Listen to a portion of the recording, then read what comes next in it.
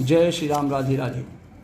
तैव मैस्तु कहि कपट मुनि बोला कुटिल बहोर, मिलबे हमारे भुलावे निजी कहु तह महीन खोर। जब राजा प्रतापवान उस कपटी मुनि को प्रणाम करते हैं तो वो मुनि कहता है कि हे राजन, ऐसा ही हो। और ऐसा आशीर्वाद देकर वह मुनि बोला, तुम मेरे मिलने था अपने राह भूल जाने की बात किसी से नहीं कहना। अगर तुम किसी से कह दिए तो फिर ये दोष हमारे ऊपर मत लगाइएगा। तो ताते मैं ये तो ही बर जाहूँ राजा, कही कथा तब परम काजा। छठे श्रवण यह परत कहानी, अनाशे तुम्हारे सत्य मम वाणी। हे राजन, मैं तुमको इसलिए मना करता हूँ कि तुम इस प्रसंग को कहने से तुम्हारी बड़ी हानि हो सकती है, नुकसान हो सकता है। अगर ये छठे कान में बात पड़ गई तो तुम्हारा नाश हो जाएगा। मेरा यह वचन सत्य ही जानना। तो यह प्रगति अथवा द्विज श्रापा, अनाशितोर सुनु भानु प्रतापा। आन उपाय निधन तब नाही, अजो हरि हरे को पहि मन माही। हे प्रतापवान, सुनो, इस बात के प्रकट करने से अथवा ब्राह्मणों के शाप से तुम्हारा नाश होगा। यह प्रगटे अथवा द्विजश्रापा, नाश तोर सुनु भानु प्रतापा, अवश्य तुम्हारा नाश हो जाएगा। आन उपाय निधन तब नाही, जौ हरि हर को पहि मन माही। किसी उपाय से कोई अन्य उपाय नहीं है। किसी भी उपाय से, चाहे ब्रह्मा और शंकर भी मन में क्रोध करे, तुम्हारी मृत्यु नहीं होगी। अगर ब्राह्मण खुश रहता तो तुम्हारी मृत्यु नहीं हो सकती है।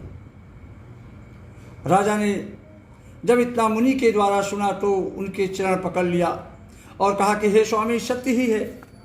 ब्राह्मण और गुरु के क्रोध से कहिए कौन रक्षा कर सकता है।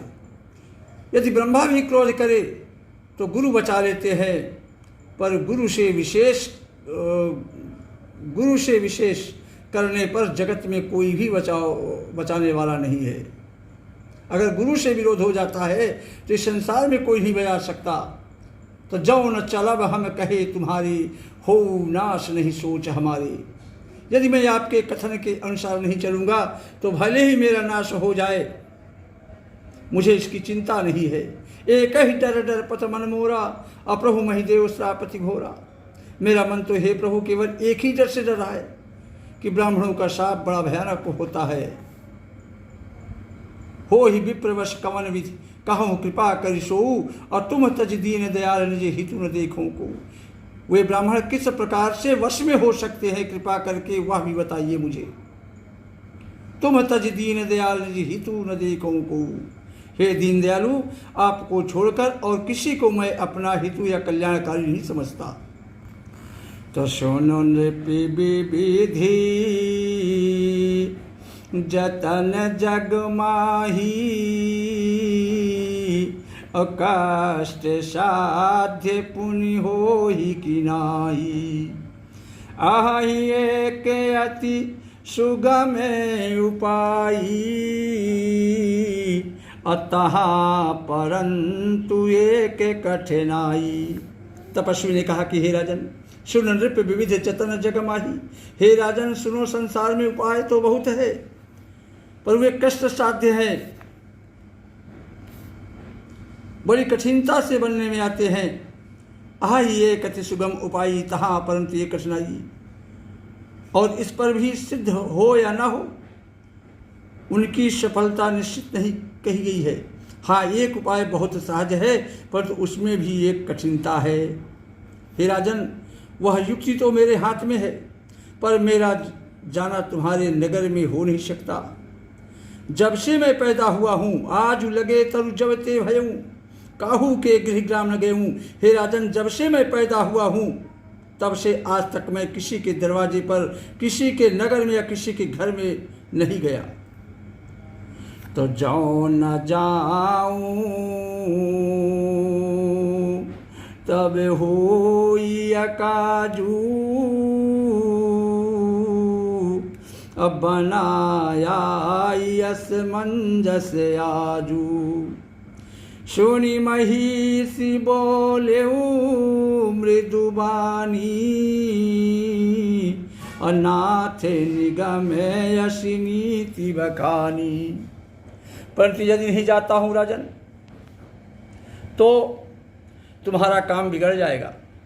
आज यह बड़ा असमंजस आ पड़ा है। यह सुनकर राजा बड़े कोमल वाणी, बड़े मधुर वाणी से बोलते हैं कि हे स्वामी, हे नाथ, वेदों में ऐसी नीति कही गई है। कौन सी नीति? कि बड़े स्नेह लघुन पर करही, और गिर निज सिरन सदा तृणधरही। बड़े लोग छोटों पर स्नेह करते ही हैं। पर्वत अपने सिरों पर सदा तृण अर्थात घास को धारण किए रहते हैं। तो जलधि जगाध मौल बह फेनु, और संतति धरण धरत सिर रेणु।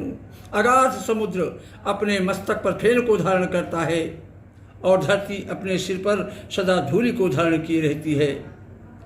तो ऐसे कही गहे नरेश, पद स्वामी हो कृपाल।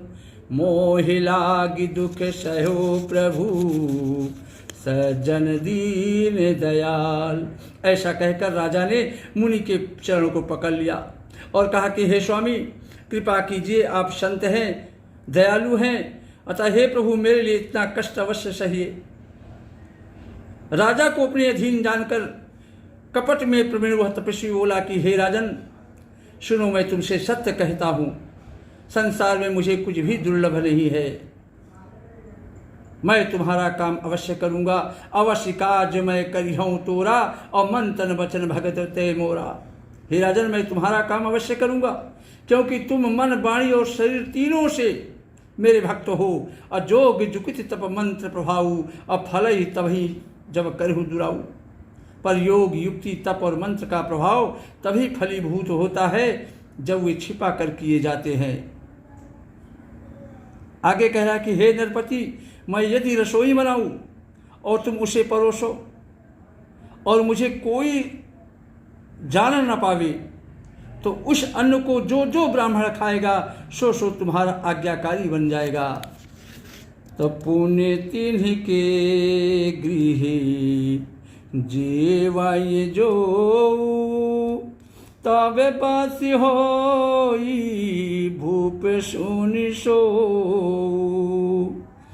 अजाई उपाय रचहु नृपयेहु, संबति भारी संकल्प करेहु। पुण्य तिन्ह के गृह जेवई जो, यही नहीं, उन भोजन करने वालों के घर भी जो कोई भोजन करेगा, हे राजन सुनो, वह भी तुम्हारे अधीन हो जाएगा। जाई उपाय रचहु नृपयेहु, हे राजन, जाकर यही उपाय करो और वर्ष भर भोजन कराने का संकल्प कर लेना। नित्य नूतन द्विज सहस सत, बारह सहित परिवार। मैं तुम्हारे संकल्प लगी, दी नहीं करबी जेवनार। नित्य ने 1 लाख ब्राह्मणों को कुटुंब सहित निमंत्रित करना। मैं तुम्हारे संकल्प के काल अर्थात 1 वर्ष तक प्रतिदिन भोजन बना दिया करूंगा। हे राजन, इस प्रकार बहुत ही थोड़े परिश्रम से सब ब्राह्मण तुम्हारे वश में हो जाएंगे। और ब्राह्मण हवन यज्ञ और सेवा पूजा करेंगे तो उस प्रसंग संबंध से देवता भी सहज ही वश में हो जाएंगे। और एक तो ही कहाऊँ लखाऊँ, मैं यही बेश न आऊ बकाऊँ। हे राजन, मैं एक और पहचान तुमको बता देता हूँ कि मैं इस रूप में, इस वेश में कभी नहीं आऊँगा। तुम्हारे उपरोहित कहूँ राया, हरि आनब मैं कर निज माया। हे राजन, मैं अपनी माया से तुम्हारे पुरोहित को हर लाऊंगा। तो तप बल ते ही करी आप समाना, रखी हूँ यहाँ बरस परवाना। और मैं धरितासु बेश सुनु राजा, सब विधि तोर समारभ का जा। तप के बल से उसे अपने समान बनाकर 1 वर्ष तक यहाँ रखूंगा। और हे राजन सुनो, मैं उसका रूप बनाकर सब प्रकार से तुम्हारा काम सिद्ध करूंगा। गए निश बहुत शयन अब कीजे, अमोहि तोहि भूप भेंट दिन तीजे। हे राजन, रात बहुत बीत गई है, अब जाकर सो जाओ। आज से 3रे दिन मुझसे तुम्हारी भेंट होगी। मैं तपबल तो ही तुरग समेता, पहुँचई हूँ सो तही निकेता। मैं अपने तप के बल से मैं घोड़े सहित तुमको सोते ही मैं घर पहुँचा दूंगा। श्री राम जय राम जय जय राम, श्री राम जय राम जय जय राम, श्री राम जय राम जय जय राम, श्री राम जय राम जय जय राम। जय श्री राम। राधे राधे।